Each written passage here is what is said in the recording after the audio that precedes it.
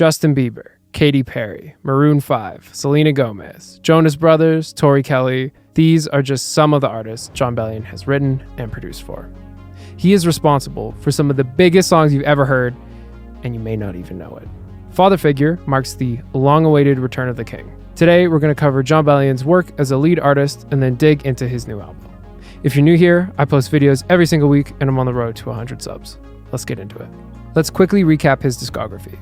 So other than one non-album single, Bad for My Health, in 2010, Jon Bellion's work as a lead artist started with 4 mixtapes between 2011 and 2014, being Scattered Thoughts Volume 1, Translation Through Speakers, The Separation, and The Definition. For the longest time, these were completely free to download, all the way up until it got signed, because he wanted people to listen and share his music without restrictions. He would release Woodstock Psychedelic Fiction in 2015 as a non-album single leading up to his first studio album. The Human Condition came out in 2016 and featured All Time Low, which peaked at 16th on the US charts and went multi-platinum. In 2018, he released Glory Sound Prep, his second studio album, and in 2019 dropped singles Crop Circles and Good Things Fall Apart with Millennium. Lastly, I Feel It would come out in 2021 and would be the final release until Father Figure in 2025.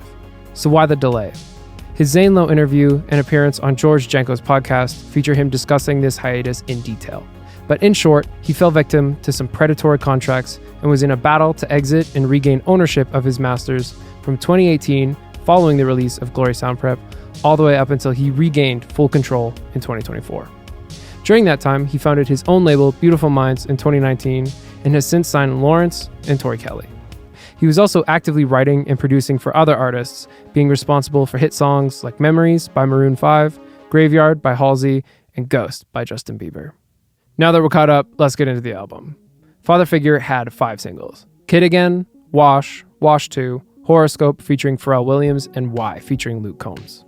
My personal favorite is probably Kid Again, likely because it was the first track in 3 years and I had it on constant repeat. It also showcases the crisp hip-hop beats that defined a lot of his older work, of which I'm a huge fan of. The uneasy push behind the hook melody in Wash makes it come across as more experimental than the other singles, but it really grows on you. Wash 2 is the acoustic performance of the same song, and it seriously recontextualizes the emotion behind the lyrics and is gorgeous, frankly. There's no two ways about it. He did acoustic versions for a few Glory Sound Prep tracks after its release, and they're just even more evidence to how strong of a songwriter he is. I'm sure getting to collaborate with Pharrell Williams on Horoscope was a huge life goal checked off for him.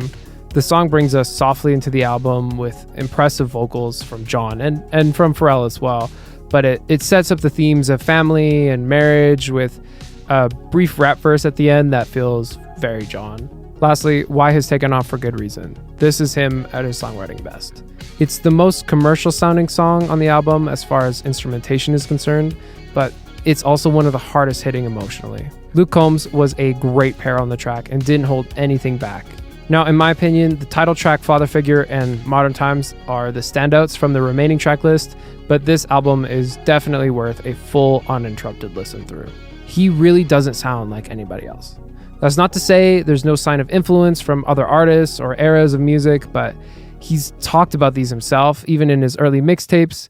However, it's his execution that consistently sets him apart. Father Figure is no different. Although there was a clear shift towards a more organic palette with a tighter focus on the songwriting. Look no further than the end track, My Boy. The last 2 albums have gone out with a huge bang, with Hand of God in The Human Condition and Ma's Joint in Glory Sound Prep.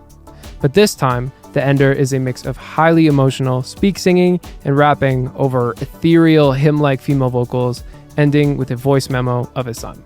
To me, this speaks to the confidence and maturity of someone who no longer carries the burden of having something to prove. You name it, he's done it. Now, in no way am I implying this album is less impressive than his previous work.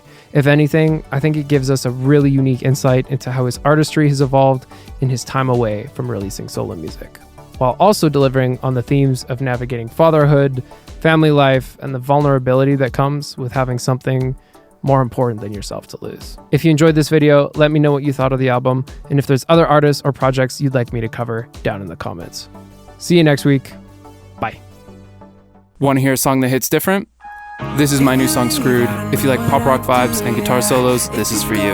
You can find it, link in the description. Bye. If you leave me here right out in the open, I'm screwed.